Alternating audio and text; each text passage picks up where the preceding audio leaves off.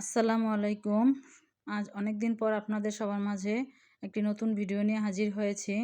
সবাই কেমন আছেন? আশা করি ভালো আছেন। আলহামদুলিল্লাহ আমিও ভালো আছি।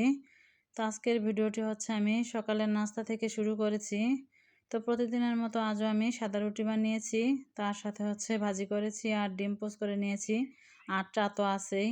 আর বাচ্চাদের জন্য হচ্ছে আলাদা করে পরোটা ভেজে নিয়েছি। তো এই তো আমি হচ্ছে চাটা বানিয়ে নিয়েছি, আর চাটা আজকে হচ্ছে আমি গুঁড়া দুধটা পানির মধ্যে লিকার করে তারপর হচ্ছে চাটা বানিয়েছি। আর আমার রুটিগুলো ভাজা হয়ে গিয়েছে, এখন হচ্ছে আমি ডিম ভেজে নিচ্ছি। আর প্রতিদিন সকালবেলা ঘুম থেকে উঠেই মাথায় একটা টেনশন থাকে যে বাচ্চাদেরকে কী খেতে দিব, বা হাজব্যান্ড অফিসে গেলে কী নাস্তা করে যাবে। তো বেশিরভাগ সময়টাতেই হচ্ছে হাজব্যান্ডকে সাদা রুটি বানিয়ে দিই, কখনো হয়তো লাল আটার রুটি বানাই, আর কখনো বেশিরভাগ আবার হচ্ছে যে সাদা আটার সাদা ময়দা রুটি বানানো হয়। আর বাচ্চাদেরকে ওরা সাদা রুটি বলেন বা লাল রুটি বলেন কোনোটাই খেতে চায় না, ওদেরকে বেশিরভাগ সময় হচ্ছে আমি পরোটাই দেই। আর এই তো সকালের নাস্তা টাস্তা শেষ করে এখন চলে আসলাম দুপুরে রান্নার জন্য।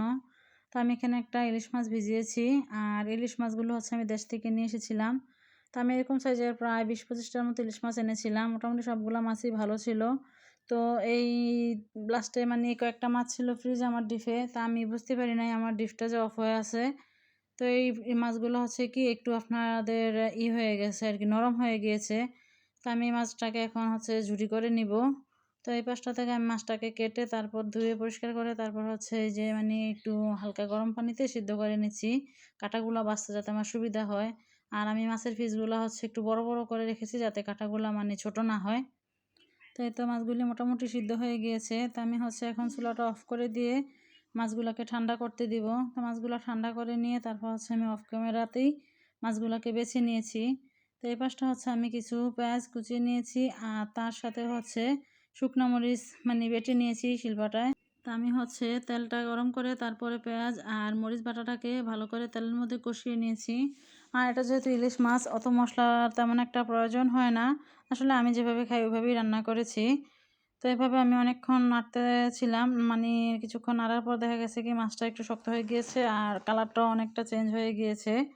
আর এই মাছের ঝুড়িটা আমার বাসার সবাই খেয়েছে, যেহেতু এটাতে কাঁটা ছিল না, বিশেষ করে আমার ছেলে সে ইলিশ মাছ পছন্দ করে, কিন্তু কাঁটার ভয় এখন আর তেমন একটা খেতে চায় না। কিন্তু মাশাল্লাহ এই ঝুড়িটা করে আমি ওকে 2 দিন প্রায় বক্সে রেখে 2 দিন ওকেই খাইয়েছি, ওই একটু একটু করে ভাতের সাথে নিয়ে খেয়েছে। তো এই তো আমার ঝুড়িটা করা হয়ে গিয়েছে। আর এই পাশটা হচ্ছে আপনাদের ভাইয়া কিছু বাজার এনেছিল। তো এর মধ্যে হচ্ছে আমাকে জিজ্ঞেস করেছিল কাঁচা বাজার কি আনবো, তো আমি ওকে বলেছিলাম যে যদি কোনো শাক পাও তাহলে শাক এনো। তো উনি হচ্ছে কলমি শাক পেয়েছে, তো আমার জন্য 2 আটি কলমি শাক এনেছে। তো এই 2 আটি কলমি শাকের দাম প্রায় 8 টাকা পড়েছে, যা আমাদের বাংলাদেশি টাকায় প্রায় 250-300 টাকার কাছাকাছি আর কি। তো সেই সাথে হচ্ছে উনি আরও কিছু বাজারও এনেছে, যেমন দেশি কিছু ফল এনেছে, পেয়ারা, তারপর হচ্ছে কাঁচা আম, আর হচ্ছে আমরা। আর এগুলা পেয়ে তো আমার মেয়েরা মহা খুশি। ওরা হচ্ছে আপনার ফ্রুটসের মধ্যে টক জাতীয় যে কোনো ফ্রুটস খুব পছন্দ করে, বিশেষ করে আমাদের দেশি জাতীয় ফলগুলি। আর এই দেখেন আমার অলরেডি বাসায় এখনও অরেঞ্জ আপেল এগুলো আছে, তারপরে হচ্ছে উনি আবার ওইগুলো সাথে করে নিয়ে এসেছে। উনি এরকমই করে যখনই বাজারে যায়, ওনার ফ্রুটস খুব পছন্দের। তো সবসময় মনে হচ্ছে ঘরে থাকুক তারপরেও উনি নিয়ে আসবে। তো আমি হচ্ছে শাকগুলি যেহেতু টাটকা ছিল, তারপর ফ্রিজে চিংড়ি মাছ ছিল, তো একটা চিংড়ি মাছ ভিজিয়েছি, শাকগুলি দিয়ে রান্না করব, 1 আটি শাক দিয়ে রান্না করব। তো আমি চিংড়ি মাছ কেটে পরিষ্কার করে হচ্ছে পেঁয়াজের মধ্যে দিয়ে দিয়েছি, আর শাকও কেটে পরিষ্কার করে ধুয়ে নিয়েছি।